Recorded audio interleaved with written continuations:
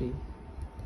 नमस्ते, म डाक्टर भरत चन्द, यस नेपाल एपीएफ हस्पिटलको बाल रोग विशेषज्ञ तथा बाल रोग विभाग प्रमुख। यस अस्पतालको प्रथम संस्करण यो medical journal of arm police force Nepal प्रकाशित भइसकेको र यसै संस्करणमा यस ऐतिहासिक संस्करणमा हाम्रो article nutritional status of children under 5 years in a tertiary care centre a cross sectional study पनि प्रकाशित गरिदिनु भएकोमा एडिटर इन चीफ तथा सम्पूर्ण टिमलाई हार्दिक धन्यवाद।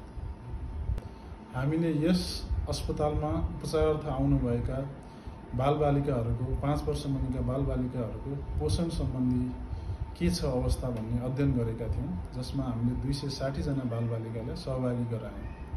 बालबालिकाका बुवा आमाहरूको प्रश्नोत्तर तथा तौल उचाइहरू मापन गरी WHO स्ट्यान्डर्ड अनुसार त्यसलाई हामीले वर्गीकृत गर्यौँ, जसमा हामीले 30% बालबालिकामा कुपोषण फेला पार्यौँ। साथै यस अध्ययनमा 11.2% वेस्टिङ, 10% स्टन्टिङ र 15.4% अन्डरवेट फेला पार्यौँ।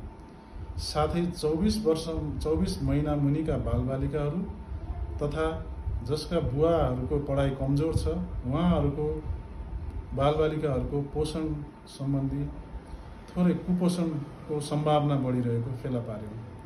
तसर्थ नवजात शिशुकालदेखि नै पोषणको स्याहार, पोषणको सुधार साथसाथै पैतृक शिक्षालाई जोड दिन सके, सुधार गर्न सके, केही कुपोषणको कमी आउने, बालबालिकाको कुपोषणमा कमी आउने हाम्रो अध्ययनले देखाउँछ। धन्यवाद।